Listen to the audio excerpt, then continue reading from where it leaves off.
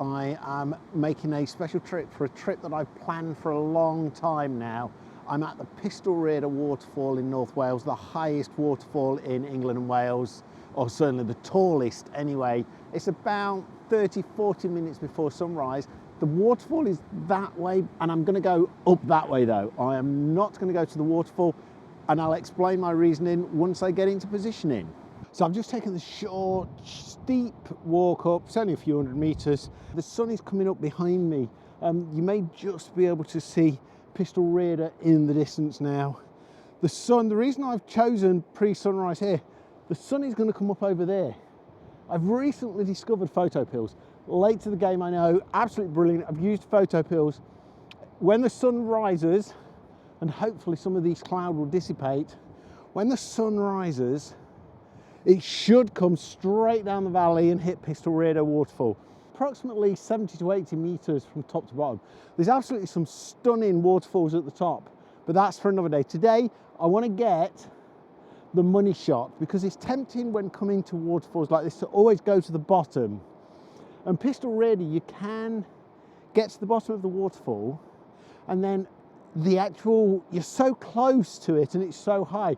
You really need an ultra wide angle lens, and then actually it's really difficult to get the scale of it. So I felt stepping back and capturing the waterfall in the landscape. And we've recently, over the last few days, had some seriously great rains. It seems to have been raining forever, to be perfectly honest. So the waterfall is in really good flow at the moment.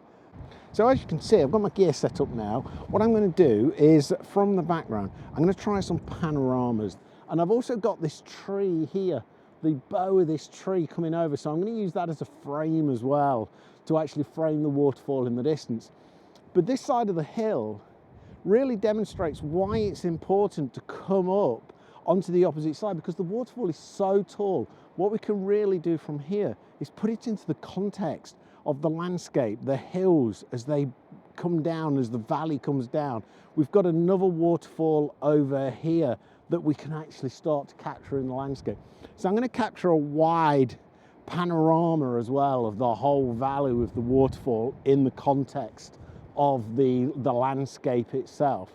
So the other compositions that I'm going to include are really zoomed in on the waterfall because it's in a magnificent flow at the moment. I'll go a little bit along this ridgeline as well to get some slightly different angles for the gallery at the end of the video. For those of you that haven't been here before, let me just spin around.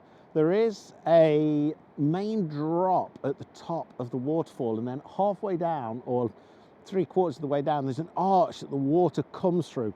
Absolutely stunning. And this is really the only place that you can get a really good zoomed in image of that arch and the water flowing through. You can climb around the rocks, but it's pretty dangerous, especially when it's in this kind of flow and close to the waterfall. But even then you need an ultra wide angle lens. So it goes back to my point that sometimes when you want to photograph big things like this waterfall, you really have to take a step back and plan where you want to be. And as I say, I'm on the opposite side of the valley now from the waterfall.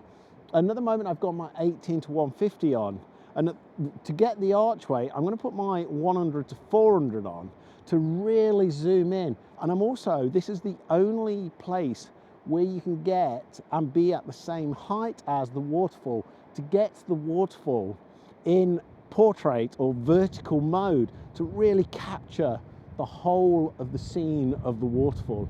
Absolutely amazing. And so when on location, what I really recommend is that you go not necessarily right to the foot of a big waterfall or whatever it may be. It doesn't have to be a waterfall.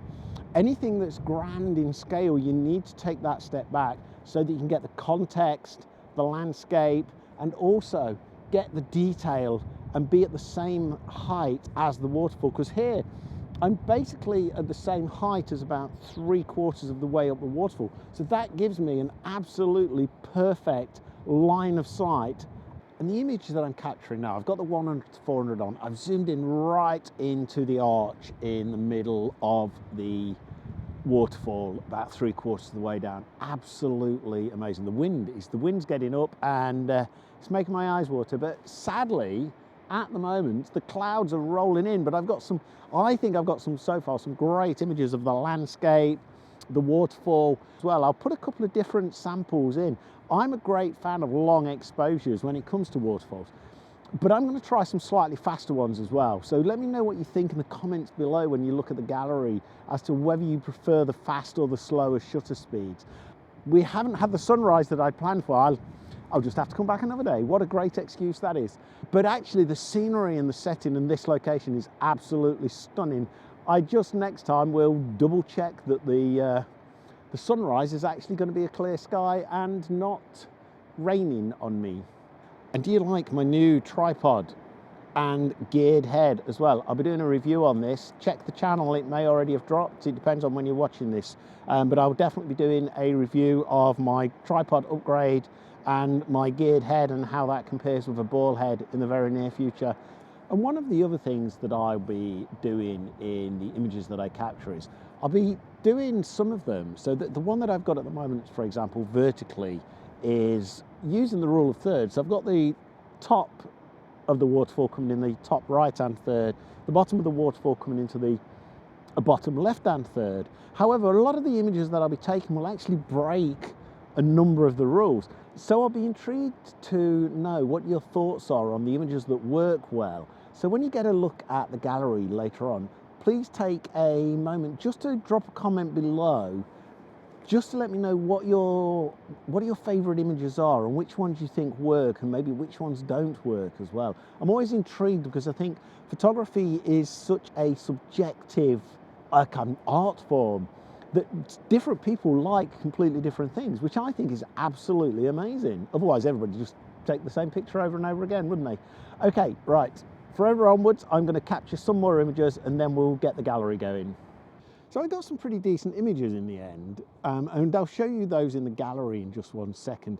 Despite the conditions and the sun not actually playing ball today, the forecast wasn't too accurate. It was supposed to be light cloud, and I was hoping that the sun, as it came up, would catch the underneath of the clouds, but that didn't really happen. But I got some really good images of the waterfall that I haven't really seen that widely previously. And it's a great location, and it really emphasizes the need to take a step back when on location in great places.